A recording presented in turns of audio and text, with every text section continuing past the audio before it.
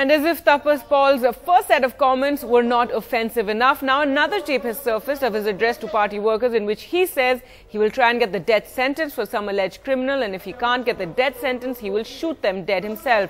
Paul is believed to have made the comments on the same day as his earlier ones, but at a party workers meeting at a different village. It's not clear if Mamata Banerjee was aware of the second tape and its contents when she said Tapas Paul had been cautioned by the party. পায়ের একটা পাকে কেটে দিন তো, কেটে আমাকে দেখান তো, কুড়ুল দিয়ে কেটে আমাকে একটা সিপিএম এর বাচ্চাকে মেরে দেখান তো। তাহলে আপনারা 4 জন 5 জন করে রোজ রাতে গাছ আরম্ভ করুন, হাতে টাঙি বোঝালি নিয়ে আপনারা স্টার্ট করুন, আপনারা রাত্রিবেলায় ঘরে পাহারা দিন।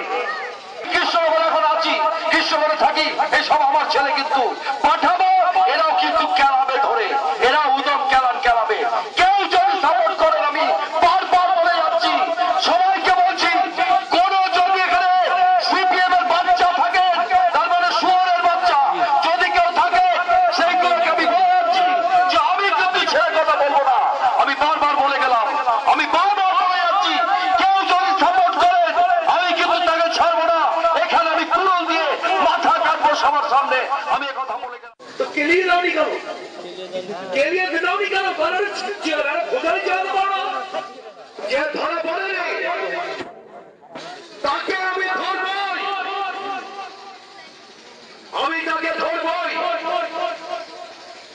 ধরে আমি চেষ্টা করবো তার যাবজ্জীবন কিংবা ফাঁসি। আমি তোমাকে বলছি কিন্তু বিশ্বাস পাবো, আমি তাকে যাবজ্জীবন কিংবা ফাঁসির চেষ্টা করবো, আর নয়তো আমি নিচে যদি পারি আমি গুলি করে মারবো। যদি আপনারা দেখাতে পারেন বলুন, আমি বাড়ি থেকে সবার সামনে গুলি করবো। দেখুন সে ক্ষমতা তাপস করে আছে।